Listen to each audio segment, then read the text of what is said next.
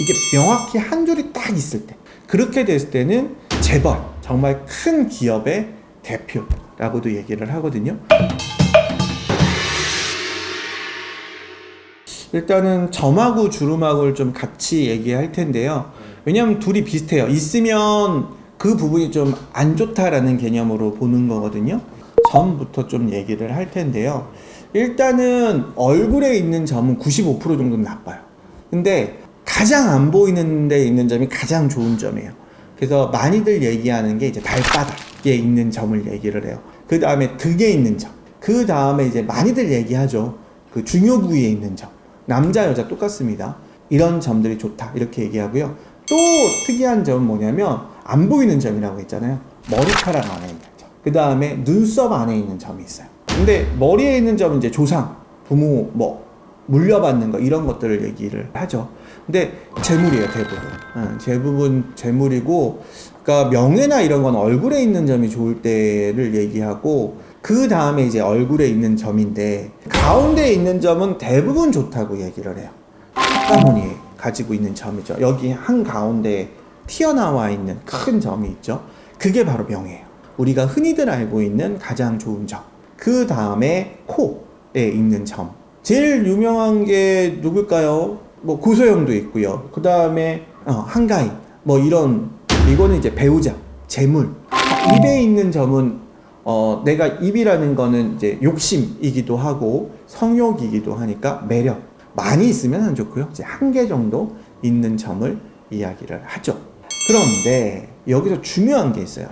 여기에 있는 점들은요, 좋은 점이 되려면 튀어나와야 돼요. 그러니까 그냥 찍혀 있는 점은 좋은 점이 아니에요. 만져지지 않는 그냥 있는 점 있죠. 그거는 좋은 점이 아니에요. 그러니까 코에 있는 점도 김희선도 그렇고 한가인도 그렇고 다 보시면 튀어나와 있는 점이에요. 크기하고는 상관없어요. 그러니까 입에 있는 점도 똑같아요. 자, 그러면 나쁜 점들은 그럼 여기에도 찍혀 있는 점은 안 좋은 거예요. 코에도 찍혀 있는 점은 안 좋은 거예요. 되려 그 나이 때에 방해를 받는다 라고 얘기를 하거든요. 또 대표적으로 나쁜 점은 이 와잠이라고도 얘기하는데 우리 흔히 얘기하는 애교살, 여기에 있는 점이 있어요. 왜냐하면 이 점은 자식이 있고 없고를 판단하는 거거든요. 그러면 자식이 있는데 점이 있다는 건 아이가 장애가 있다. 그러니까 여기서부터 첫째, 둘째, 셋째, 넷째 이렇게 넘어가는 거거든요. 그러니까 그 밑에는 상관없습니다. 그 밑에 있는 점은 재물복이기도 하거든요. 그래서 대표적인 안 좋은 눈. 그러니까 안 좋은 거는 튀어나오지 않아도 상관없으니까 그냥 찍혀만 있으면 돼요. 또 하나 중요한 게 뭐냐면 이것 때문에 되게 어려워요. 우리 왜 옥구슬처럼 검은색인데 반짝반짝 하는 거 있죠. 광택이 나는 점은 좋은 점이라고 얘기를 해요. 그때 나에게 큰 발복, 그러니까 좋은 운을 가져다 주는데 색깔을 잃을 때가 있어요. 색깔이 이 색깔도 아니고 저 색깔도 아니고 흐리멍텅하게 검은색이 있거든요.